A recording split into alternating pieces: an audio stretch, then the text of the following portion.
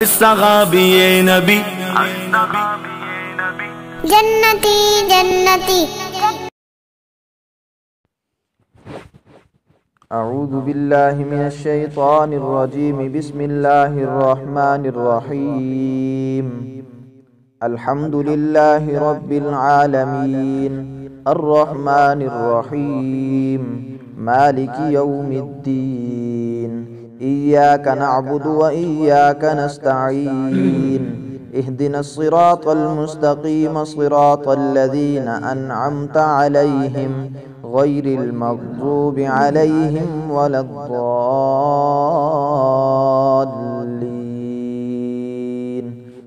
آمین نحمدہ و نصلی علی رسولہ الکریم اما بعد اعوذ باللہ من الشیطان الرجیم بسم اللہ الرحمن الرحیم انا نحن نزلنا الذکر و انا له لحافظون وقال النبی صلی اللہ علیہ وسلم القرآن حجت لک او علیک او کما قال علیہ الصلاۃ والسلام صدق اللہ العظیم و صدق رسولہ النبی الکریم۔ انتہائی واجب الاحترام، قابل عزت، تعظیم و تکریم دوستوں، بزرگوں اور عزیز ساتھیوں، جیسے کہ آپ حضرات کو معلوم ہے کہ ہمارا درس قرآن شروع ہو رہا ہے، اور درس قرآن میں قرآن مجید کی کتابت کے اعتبار سے جو سب سے پہلی سورت ہے سورت فاتحہ ہے۔ میں نے عرض کی تھی کہ یہ سورت مکی ہے اور اس کی 7 آیات ہیں۔ کچھ بات کل ہو گئی تھی، کچھ رہتی تھی، تو وہ انشاءاللہ آج اس کو مکمل کرتے ہیں۔ زیادہ لمبی چوڑی تفسیر تو ہم کر نہیں سکتے کیونکہ اس کے لیے بہت زیادہ وقت چاہیے، تو جو ہمارا مقصد ہے وہ یہ ہے کہ قرآن مجید میں کیا کیا احکامات ہیں وہ ہمیں معلوم ہوتے جائیں۔ تو پہلے تو اس سورت کی فضیلت دیکھ لیجئے کہ یہ وہ واحد سورت ہے جو ایک ہی مرتبہ اکٹھی نازل ہوئی، ایک ہی مرتبہ اکٹھی نازل ہوئی، اور یہ اس سورت کا حوالہ آگے ایک سورت ہے سورت النحل، سورت حجر، اس کے اندر بھی اللہ تعالیٰ نے 7 آیات کے حوالے سے اس کی بات وہاں ذکر فرمائی ہے۔ تو پہلے انبیاء کے بارے میں بھی یہ مشہور ہے کہ یہ آیتیں، یہ سورت ان کو بھی عطا کی گئی تھی، لیکن چونکہ اس میں بہت زیادہ اللہ تعالیٰ کی تعریف ہے، جب بندہ نماز میں اس کو پڑھتا ہے نا الحمدللہ رب العالمین، تو اللہ تعالیٰ فرماتے ہیں میرے بندے نے میری حمد کی۔ کیا فرماتے ہیں؟ میرے بندے نے میری حمد کی۔ اور جب الرحمن الرحیم بندہ پڑھتا ہے نماز میں تو اللہ تعالیٰ فرماتے ہیں میرے بندے نے میری تعریف کی۔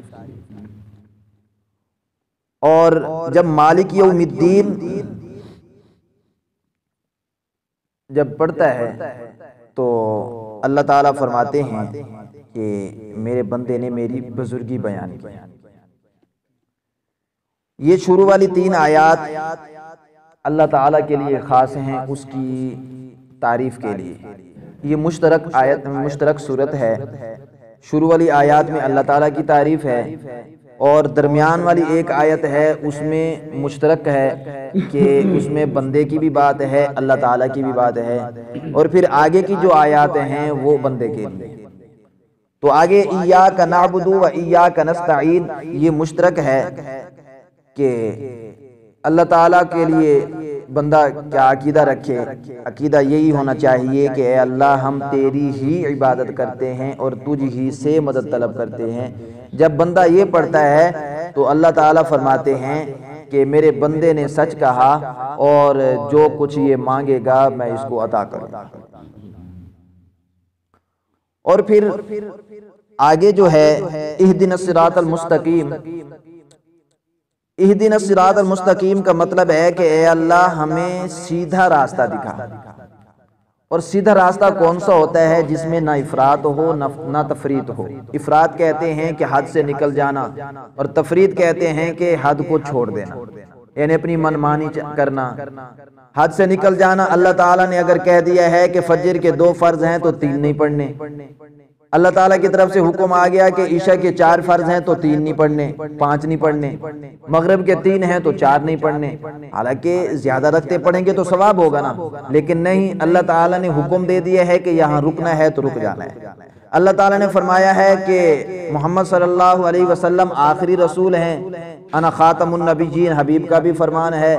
تو اب اس حد کو کراس نہیں کرنا، کسی اور نبی کو نہیں ماننا، جیسے مرزا غلام قادیانی آیا جھوٹا کذاب لعین، اس نے آ کر نبوت کا دعویٰ کیا۔ تو یہ ہماری جو ہیں یہ حدیں ہیں، اہدنا الصراط المستقیم، یہ افراط سے پیچھے پیچھے جو چیز ہے، اور تفرید بھی نہیں کرنی کہ کسی کی شان اللہ تعالیٰ نے اگر بڑھائی ہے تو پھر اس کی شان میں زیادتی کرنا شروع کر دینا، اس کو اگر ولی ہے تو اس کو نبی کا درجہ دے دینا ہے، اور نبی ہے تو اس کو خدا کا درجہ دے دینا۔ یہ تفرید افراط ہے۔ اس سے ہٹ کر جو عقیدہ ہوگا وہ یہ ہوگا کہ نہ افراط ہو نہ تفرید ہو، یعنی اللہ نے جو حدیں قائم کی ہیں انہی حدوں کے مطابق زندگی گزاری۔ اور سیدھا راستہ کن لوگوں کا ہے؟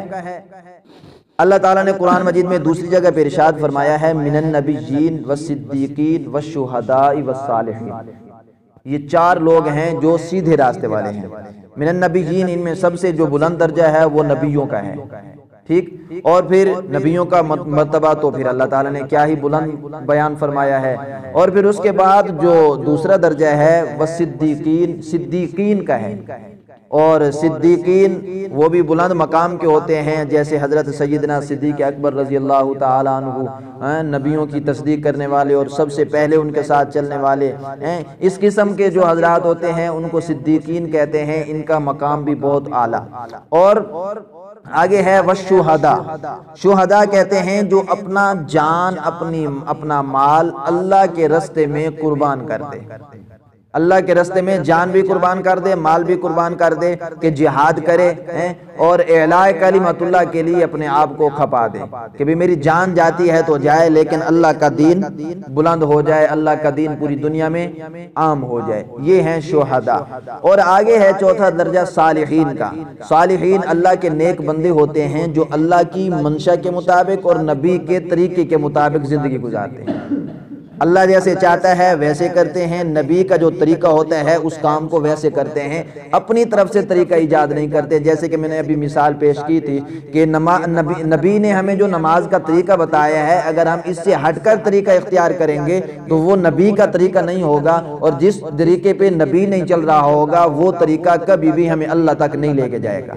اللہ تک پہنچنے کا ذریعہ نبی ہیں، اور نبی تک پہنچنے کا ذریعہ صحابہ ہیں، اور صحابہ کی زندگی کو جب ہم اپنے اندر لے آئیں گے تو پھر ہم نبی تک پہنچیں گے، اور نبی کی زندگی کو جب اپنی زندگی میں لے آئیں گے تو پھر ہم خدا تک پہنچیں گے۔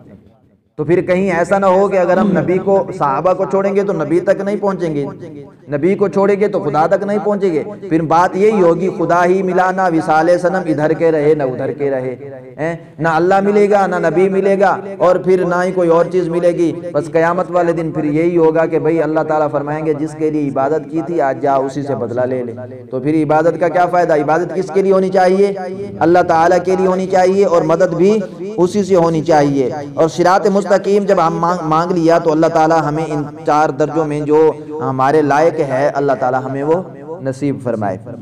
آگے ہے صراط الذین انعمت علیہم، کہ سیدھا راستہ وہ ہے، اللہ تعالیٰ فرماتے ہیں کہ اے اللہ، بندہ عرض کر رہا ہے کہ اللہ وہ سیدھا راستہ جس پر تو نے انعام کیا ہے، اور وہی وہ 4 راستے ہیں، وہ 4 لوگ ہیں جن پر اللہ تعالیٰ نے انعامات کیے ہیں، انعامات کی بارشیں کی ہیں۔